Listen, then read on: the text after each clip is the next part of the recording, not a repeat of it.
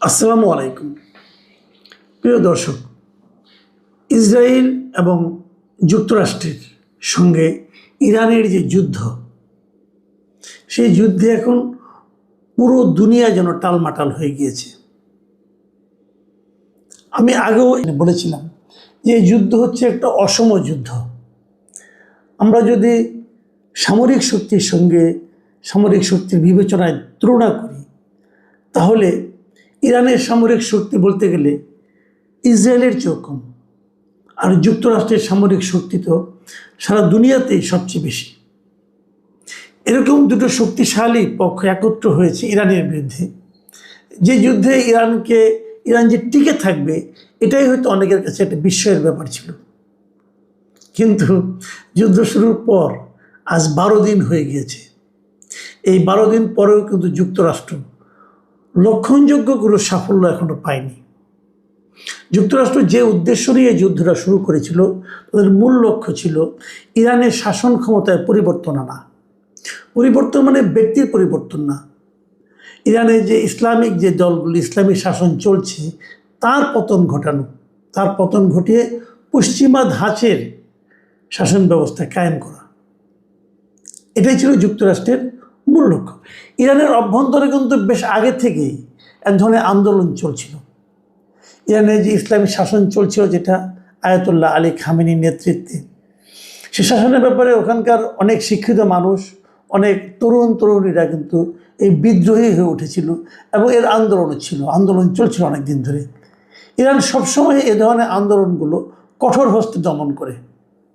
কঠোর হস্তে দমন মানে তারা নির্বিচারে তার নিজ দেশের নাগরিকদেরই, ভিন্ন মতাবলম্বীদেরকে দমন করে ফাঁসিতে পর্যন্ত ঝুলিয়ে দেয় অবলীলায়। আগের যে হিসাব, সেই হিসেবে দেখা গেছে সারা দুনিয়াতে সবচেয়ে বেশি মৃত্যুদণ্ড কার্যকর করা হয় ইরানে। এটাকে মানবাধিকার যারা আন্দোলন করেন, মানবাধিকার নিয়ে আন্দোলন করেন, তাদের কাছে অবশ্যই একটা খারাপ দৃষ্টান্ত। ভিন্ন মতকে সেখানে এভাবে কঠোর হস্তে দমন করা হয়। সেই বিচারে ইরানে যে শাসন চলছিল তার সমালোচনা আপনি করতেই পারেন, কিন্তু তার মানে এই নয় যে আমেরিকা অথবা ইসরায়েলের মতো দেশ এসে ইরানকে আক্রমণ করবে, ইরানকে পর্যদস্ত করবে, করে সেখানে তাদের পছন্দের অথবা তাদের পুতুল সরকার বসাবে, যেমনটি নাকি ভেনেজুয়েলাতে আমেরিকা বসিয়েছে, সেটাই ইরানের লোকজন মেনে নেবে, এটা মনে করার কোনো কারণ নাই। এবং হয়েছে এখানে তাই। ইরানের বক্তব্য হলো আমরা যতটা আমরা মারামারি করি, আমরা আমাদের অধিকার নিয়ে আন্দোলন করি, সেটা আমরা হ্যান্ডেল করবো, কিন্তু তুমি কেন এসে আমার দেশে আক্রমণ করবা? এবং যুক্তরাষ্ট্র কিন্তু ইদানিং আমরা দেখেছি বেশ বেপরোয়া হয়ে গেছে। তারা বেসামরিক বিভিন্ন স্থাপনার উপর বোমা হামলা করছে, ওদের যে পানি শোধনাগার তার উপর বোমা হামলা করছে। কিন্তু ইরানের যে স্ট্র্যাটেজিটা এবার ছিল যুদ্ধে, সেটা ছিল খুবই পিকুলিয়ার। এই অর্থে বলবো যে যুক্তরাষ্ট্র সেটা ভাবেই নাই।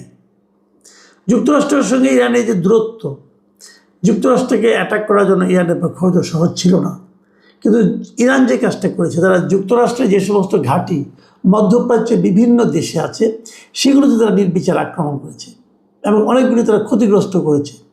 এর পাশাপাশি তারা কিন্তু ওই দেশগুলোরও বিভিন্ন স্থাপনায় কিন্তু আক্রমণ করেছে। এবং এই যে আক্রমণ করেছে, ওই দেশগুলোর মধ্যেও কিন্তু এক ধরনের আগে তারা সবাই মধ্যপ্রাচ্যে মুসলিম দেশ হওয়া সত্ত্বেও তাদের মধ্যে কিন্তু ইরান বিরোধী একটা মনোভাব ছিল এবং তারা যুক্তরাষ্ট্রকে নানাভাবে সহায়তা করত। তাদের সেই সহায়তাতেও এখন কিন্তু এক ধরনের চিট ধরেছে এবং তারা ভাবতে শুরু করেছে, ওই সমস্ত দেশের জনগণরা ভাবছে যে যুক্তরাষ্ট্রকে সমর্থন করা, যুক্তরাষ্ট্রকে সাহায্য করা, যুক্তরাষ্ট্রের ঘাঁটি এখানে করতে দেওয়ার কারণেই তাদেরকে এখন আক্রান্ত হতে হচ্ছে। এই জিনিসটা ওই সমস্ত দেশের লোকজন খুব ভালোভাবে নিচ্ছে না। এবং ওই দেশগুলোর প্রায় সবগুলিতেই কিন্তু বিভিন্ন রাজার শাসন চলছে, রাজতন্ত্র চলছে।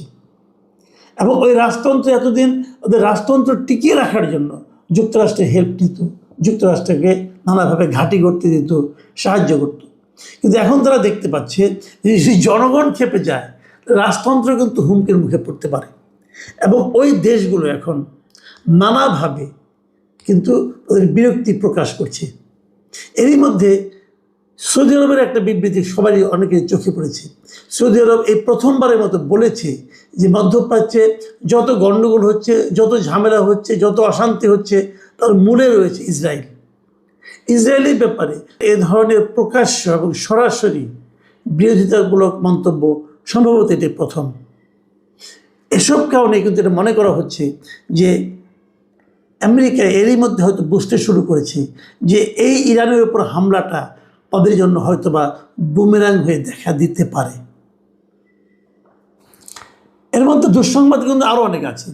দুঃসংবাদ আরও অনেক আছে এরকম যে যুক্তরাষ্ট্রে কিন্তু তেলের দাম বেড়ে গেছে, সারা দুনিয়াতেই তেলের দাম বেড়েছে, যুক্তরাষ্ট্রেও কিন্তু এরই মধ্যে তেলের দাম অনেকটাই বেড়ে গিয়েছে, তেলের সরবরাহ কমে গিয়েছে। আপনারা জানেন যে ওখানে হরমুজ প্রণালী দিয়ে যে তেলগুলো আনা হয়, সেই হরমুজ প্রণালী কিন্তু ইরান বন্ধ করে দিয়েছে। আর বন্ধ করে দেওয়ার কারণে যদিও যুক্তরাষ্ট্রের নিজস্ব অনেক তেল মজুত আছে, তারপরেও তার প্রভাব কিন্তু তাদের এখানে পেরেছে।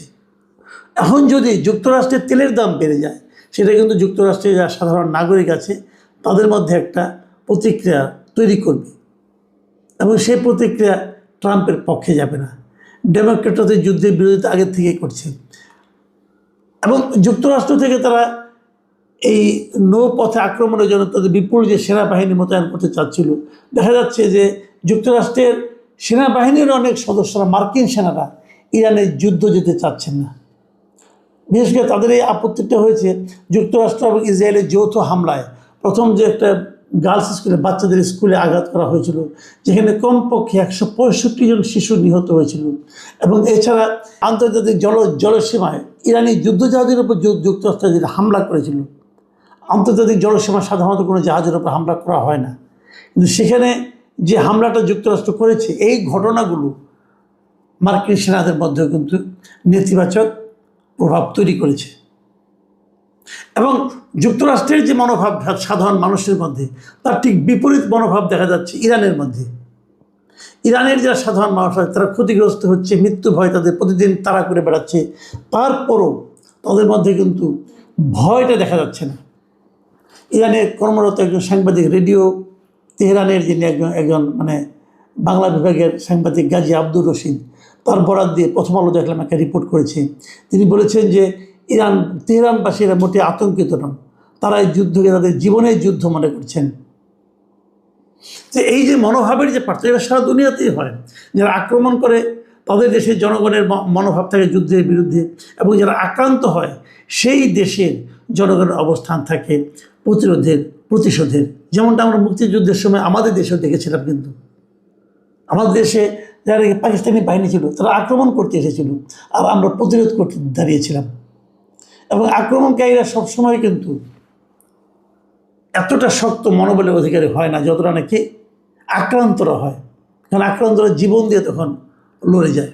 সবশেষ যে খবরটা গতকাল থেকে আমরা বিভিন্ন মিডিয়াতে প্রথমে দেখেছিলাম, সেটা হলো ইরানের একটা আধা সরকারি সংবাদ সংস্থা, যার নাম তাসনিম, তারা জানিয়েছিল যে ইরানের ক্ষেপণাস্ত্রের আঘাতে ইসরায়েলের প্রধানমন্ত্রী নেতানিয়াহু নিহত হয়েছেন। পরে অবশ্যই দাবিটা ইসরায়েল প্রত্যাখ্যান করেছে, কিন্তু প্রত্যাখ্যান করলেও এটা সত্য আবার আরেকটা মিডিয়া তারা বলেছে যে নেতানিয়াহু মারা যায় নাই, তার ভাই মারা গেছে। তবে কে মারা গেছে কে মারা যায়নি সেটা বড় কথা না, বড় কথাটা হলো নেতানিয়াহুর বাসভবন এবং অফিস পর্যন্ত ইরানের ক্ষেপণাস্ত্র যে আঘাত করেছে সেটা কিন্তু সত্য, এবং এই আঘাত করেছে বলেই কিন্তু তার মৃত্যুর গুজবটা ছড়িয়ে পড়েছে। শেষ পর্যন্ত যুদ্ধের কী হবে আমরা এর মধ্যে দেখেছি যে ট্রাম্প এর মধ্যে বলছেন যে ওনারা যুদ্ধবিরতির দিকে যাবেন হয়তো খুব শিগগিরই, এবং এই যে ট্রাম্পের দিক থেকে বলা যে শিগগিরই এই অভিযান সম্পন্ন হবে, এটা সোমবার দিন ট্রাম্প বলেছেন যে ইরানের বিরুদ্ধে যুক্তরাষ্ট্রের অভিযান শিগগিরই সম্পন্ন হবে। এবং এই যে সম্পন্ন হওয়ার কথা উনি বলেছেন প্রথমবারের মতো, এটাতেই কিন্তু অনেকে ভাবছে যে যুক্তরাষ্ট্র হয়তো যে কোনো সময় বলবে আমাদের যুদ্ধ জয় হয়ে গেছে, আমরা যা করে ফেলেছি, ওদের মেরুদণ্ড ভেঙে দিয়েছি, অতএব যুদ্ধের শেষ। কিন্তু মেরুদণ্ড ভাঙাটা সহজ হবে না, এই কারণে হচ্ছে না, এই কারণে তারা ওদের প্রথম দিনে কিন্তু 28 তারিখ যেদিন তারা অ্যাটাক করে, সেই দিনে কিন্তু তারা ইরানের supreme leader Ayatollah Ali Khamenei সহ উচ্চপদস্থ বেশ কিছু কর্মকর্তাকে নিহত করেছে, হত্যা করেছে। এবং সেই হত্যার পরও ইরানের শাসন ব্যবস্থার কোনো পরিবর্তন হয়নি। এরই মধ্যে আয়াতুল্লাহ আলী খামেনির পুত্রকে তারা সুপ্রিম লিডার বানিয়েছে এবং জানা গেছে সে নাকি আয়াতুল্লাহ খামেনি কিছুটা মধ্যপন্থা ছিল, এ নাকি আরও কট্টরপন্থী। এবং এরই মধ্যে বিভিন্ন দেশ ইরানকে বলেছে যুদ্ধবিরতি করার জন্য, ইরান সেই যুদ্ধবিরতি প্রত্যাখ্যান করেছে। এর মধ্যে চীন, রাশিয়া তারাও কিন্তু ইরানকে বলেছে যে আসলে আমরা যুদ্ধবিরতি প্রস্তাব নিয়ে অগ্রসর হই। এবং ইরান বলেছে আমরা যুদ্ধবিরতিতে যেতে পারি একটা শর্তে, যে আমাদের উপর আর কোনো আগ্রাসন চালানো হবে না। মানে এই সমস্ত কথাবার্তা থেকে আমরা যে জিনিসটা বুঝতে পারি যে এই যুদ্ধে মনোবলের দিক দিয়ে ইরান অনেকটাই এগিয়ে আছে। এবং যদি সরকারের পতন ঘটাতে না পারে, যদি ট্রাম্প প্রশাসন, আমেরিকা তাদের পছন্দ অনুযায়ী কোনো সরকার ইরানে বসাতে না পারে, তাহলে বুঝতে হবে তাদের যে উদ্দেশ্য ছিল সেই উদ্দেশ্যটা ব্যর্থ হয়েছে। এবং উদ্দেশ্য ব্যর্থ হওয়াটাই কিন্তু প্রকারান্তরে যুক্তরাষ্ট্রের জন্য একটা বড় পরাজয়ের কারণ হয়ে দাঁড়াবে। এবং সেই পরাজয় কিন্তু যুক্তরাষ্ট্রকে বহন করতে হবে। মাথায় রাখতে হবে এবছরের নভেম্বরে যুক্তরাষ্ট্রে কিন্তু মধ্যবর্তী নির্বাচন হচ্ছে কংগ্রেসের, এবং ট্রাম্পের এই যে অবিমৃষ্যকারী অভিযান, এর প্রভাব সে মধ্যবর্তী নির্বাচনে পড়বে বলে এরই মধ্যে যুক্তরাষ্ট্রের অনেক বিশেষজ্ঞরা কিন্তু ভবিষ্যৎবাণী করেছেন। শেষ পর্যন্ত কী হয় আমরা জানি না, তবে আমাদের এতটুকু মনে হচ্ছে এই যুদ্ধ এখন শেষ পর্যায়ে আছে। এবং কথার ফুলঝুরি হয়তো ট্রাম্প ফোটাবে, ট্রাম্প হয়তো বলবে এই যুদ্ধে আমাদের জয় হয়েছে, অতএব আর দরকার নেই, তাদের মেরুদণ্ড ভেঙে দিয়েছি, হাড্ডিগুড্ডি ভেঙে দিয়েছি, অনেক কথাই বলবেন। বলে তা বলবেন আমরা এখন যুদ্ধ আপাতত স্থগিত করলাম, এটা বলে হয়তো মুখ রক্ষার চেষ্টা করবেন। কিন্তু এটা নিশ্চিতভাবে আপনারা ভাবতে পারেন যুক্তরাষ্ট্র চেয়েছিল ইরানের শাসন ক্ষমতার পরিবর্তন। ইরানে যদি ইসলামী শাসন অব্যাহত থাকে, আপনি ধরে নিতে পারেন এই যুদ্ধে যুক্তরাষ্ট্রের বিশাল একটা পরাজয় ঘটেছে। এবং সম্ভবত সেটাই আগামী 2-1 দিনের মধ্যে আমরা দেখতে পাবো। প্রিয় দর্শক,